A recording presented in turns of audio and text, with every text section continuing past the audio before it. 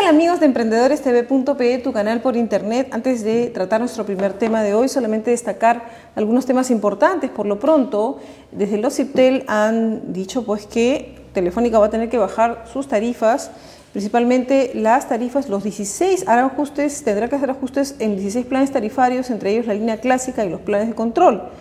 Por ejemplo, según hoy día destaca el diario Perú 21, dice las rebajas para los usuarios desde el 1 de septiembre, los montos de los recibos de telefonía fija de Telefónica mostrarán reducciones en algunos casos de más del 10%.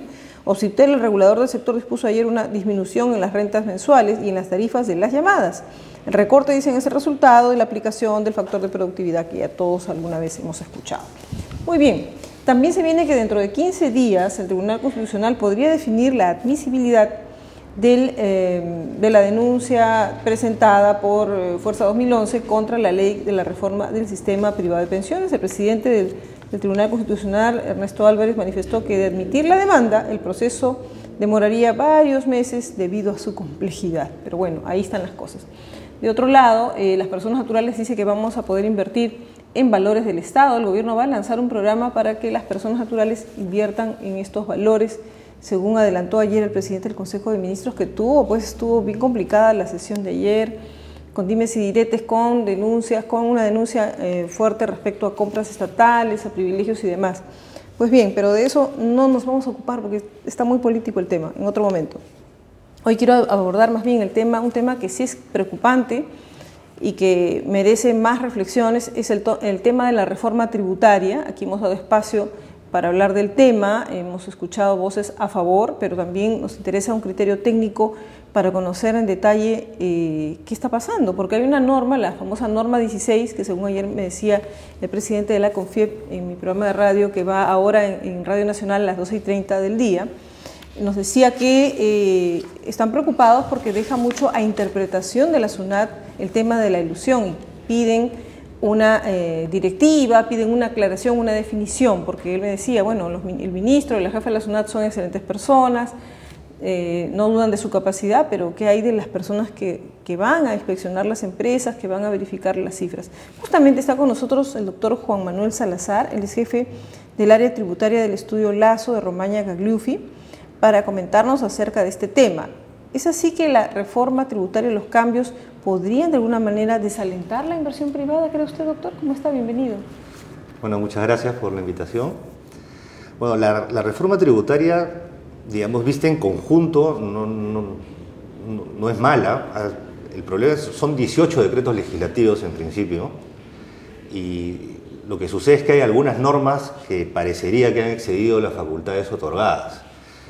Digamos, la norma emblemática es esta norma 16, que es una norma que se da denominada la norma antielusiva, ¿no? Elusión de normas tributarias y simulación se llama, que básicamente lo que hace es elimina una norma que ya existía, que era la norma 8, que básicamente permitía la calificación de los hechos económicos de las transacciones por parte de la SUNAT, y le otorga una serie de herramientas bastante amplias al auditor para interpretar las situaciones o actos de los contribuyentes, para definir cuándo un acto es impropio o es artificioso, y definir si es que el acto impropio o artificioso debió ser de otra naturaleza para generar un ahorro tributario. Para definir un poco el tema en términos lo más simples posibles, porque no todos son tributaristas, pero sí deben entender esto los empresarios, los emprendedores, ¿cómo se califica la elusión? Es decir, aquello que yo todo lo que hago para pagar menos impuestos. No, la elusión... O lo que me permite la ley en los vacíos. ¿Cómo lo definimos? ¿Cómo lo entendemos el ciudadano de a pie, el emprendedor que digamos, está ahí la elusión tiene una serie de matices, ¿no es cierto? Porque dentro del concepto de elusión, por ejemplo, tenemos el concepto de fraude de ley. Fraude de ley, ¿qué quiere decir? El fraude de ley es yo opto por una figura jurídica que me permite un contrato de compraventa en vez de una donación, ¿no es cierto? Porque el contrato de compraventa me permite una ventaja tributaria. Pagar menos impuestos. Pagar menos impuestos. Eso ya, ¿no es cierto? Ya existían en la norma anterior resoluciones del Tribunal Fiscal que decía que la SUNAT no podía interpretar, de acuerdo a la norma del Código Tributario, el fraude de ley, ¿Por qué? Porque la Constitución me permite a mí elegir la forma contractual que a mí mejor me parezca. El problema de esta norma es que cuando me introduce la palabra elusión como una forma de combatir el no pago de tributos, no define ¿qué es elusión? ¿Qué es la ilusión? No me define qué es un acto impropio, no me define qué es una conducta, una conducta artificiosa, no me define qué es la consecución de un resultado que debí obtener. Entonces hay una serie de aspectos abiertos a la interpretación y a la discrecionalidad de la SUNAT que no están definidos. Por otro lado, toda esta serie de decretos legislativos tienen normas que sí combaten directamente la elusión.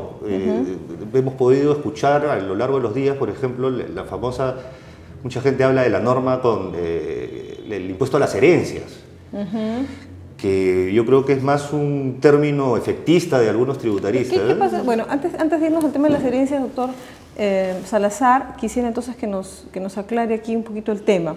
En otras palabras, el hecho de no definir las cosas, de dejar solamente los nombres, los enunciados y no explicar en detalle, ¿qué peligros atañe? ¿Por qué están tan preocupados?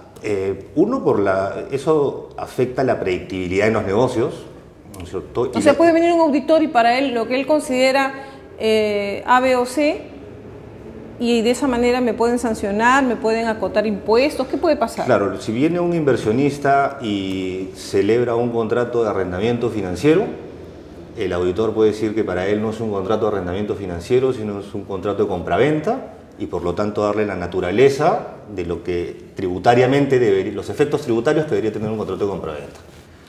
Y como no está definido en esta norma cuáles son los límites para la discrecionalidad de la administración, yo no sé qué efecto jurídico tienen mis transacciones, ¿no es cierto? Y esto, lamentablemente, ¿a qué va a llevar? Va a llevar a que yo tenga que realizar o darle los efectos tributarios a mis transacciones que más impuestos generen.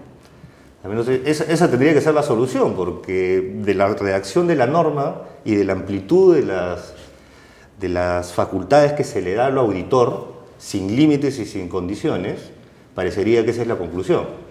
Ahora, esto aparentemente excede las facultades y además vulnera principios constitucionales, así que acá lo que se viene aparentemente una batalla legal, ¿no? Va a ser una batalla legal complicada. Así es, efectivamente. Vamos a hacer una pausa, doctor Salazar, para el retornar nos comenta el tema de las herencias. Seguramente algunos que han parado las orejas dicen, herencias, ¿qué va a pasar? ¿Voy a heredar algo? ¿Voy a pagar más impuestos? ¿Qué pasa? Volvemos entonces. Correcto.